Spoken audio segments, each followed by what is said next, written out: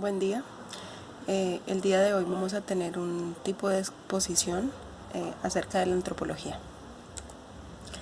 La primera pregunta que vamos a dar respuesta es: ¿cuál es el significado general que se le otorga a la cultura en el ámbito de la antropología?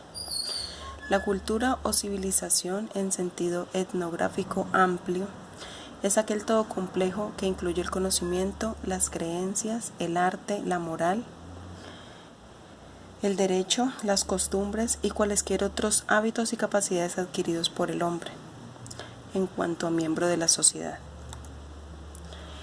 Uno de sus mayores exponentes sobre la cultura en la antropología es Taylor, en el cual define que la cultura atraviesa por 3 fases. La primera es la fase concreta. Para la definición de Taylor son las costumbres. La cultura tiende a definirse como el conjunto de las costumbres, de las formas o modo de vida que caracterizan e identifican un pueblo. La segunda fase es la fase abstracta. La cultura se define en términos de modelos, pautas, parámetros o esquemas de comportamiento en lugar de hábitos sociales. La tercera fase es la fase simbólica. La cultura se define como la telaraña de significados. En esta perspectiva, la cultura es vista como un texto escrito por los nativos, que el antropólogo se esfuerza por interpretar. La segunda pregunta es: ¿por qué la cultura es un concepto central para la antropología? Bueno, para Taylor todo acto y toda representación del ser es señal de cultura, una cultura que se repite con características semejantes entre un grupo y otro. Una de las ideas de Taylor es la existencia de las supervivencias culturales. Su definición es procesos, costumbres y las opiniones. Las supervivencias tienen que ver con coexistencias de costumbres ancestrales y rasgos culturales recientes. Uno de los ejemplos más claros que tenemos de por qué es importante la cultura en la antropología es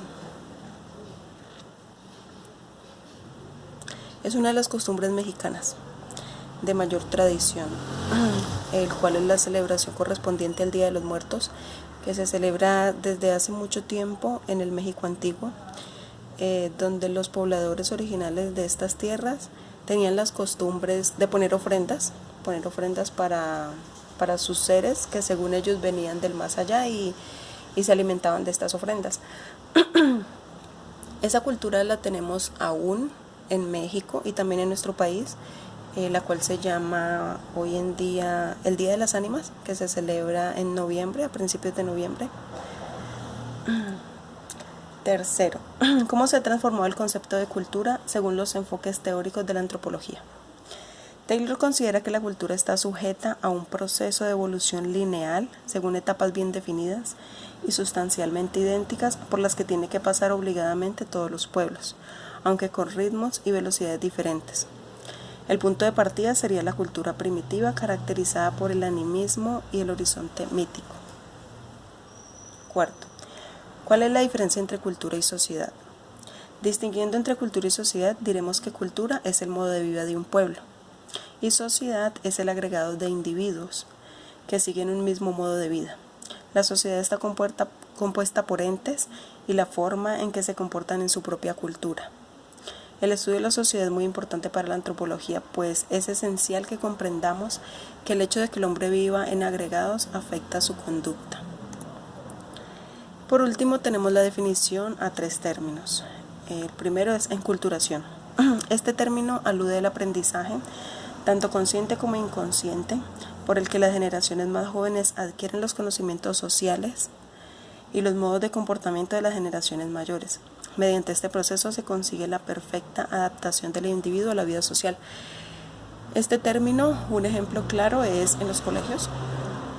Yo vivo en Cali, por ejemplo, acá en la Semana Cultural, que se celebra más o menos cuando llevan ya 2 periodos de estudio.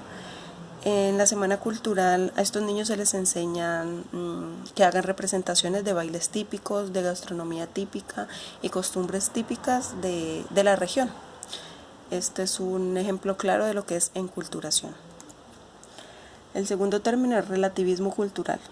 Es el hecho de que cada cultura posee rasgos comunes con las demás, pero que a la vez sea diferente de cualquier otra, por tanto única. Afirma que las pautas positivas y negativas, es decir, los valores del bien y del mal, son relativos en cada cultura.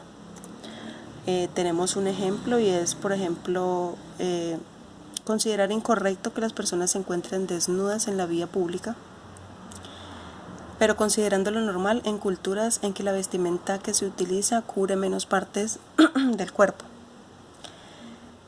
Otro ejemplo tenemos considerar incorrecto en nuestra sociedad que una persona tenga más de un esposo, pero aceptarlo en culturas en que la poligamia es una práctica aceptada y es algo que se ve normal para ellos.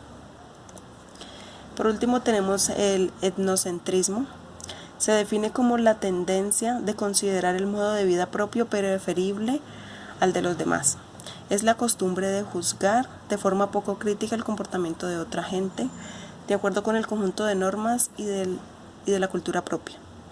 En este sentido son muy importantes los relatos místicos sobre el origen de las diversas razas, considerando todos la propia como la mejor.